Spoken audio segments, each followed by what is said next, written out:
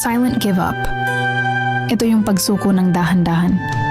Ito yung pagtalikod ng wala ng lingunan. Yung kayo pa pero unti-unti mo nang kinakalimutan yung nararamdaman mo sa kanya. Yung kayo pa pero kailangan mo nang gumising araw-araw na parang wala na. Na dapat masanay ka na at di mo na dapat siya namimiss. Di mo na siya kukulitin kapag di na siya nagre-reply. Yung good morning na lang sa umaga at good night text na lang sa gabi. Ito ay hindi dahil sa nagsasawa ka na, hindi dahil nakahanap ka na ng iba. Ito kasi yung pagpapaalam sa taong mahal mo na hindi na ganun kalalim ang pagmamahal sa'yo. Yung hindi na ikaw ang naiisip o naaalala sa umaga at gabi.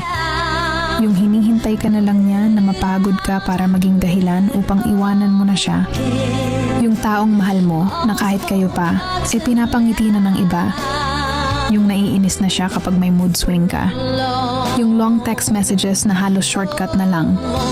Yung hindi ka na niya inaaya na mag-usap, mag-video call or magkita kayo. Yung hindi na siya nagsiselos at nag-aalala. Ito yung pagpapaalam na mas masakit pa sa actual breakups. Kasi unti-unting sumasaksak sa puso mo yung sakit. Yung hindi mo naman kagustuhang bumitaw kasi gusto mo pang subukan na baka mag-workout ulit. Pero unti-unti na siyang nawawala sa'yo. Nakakabaliw, di ba?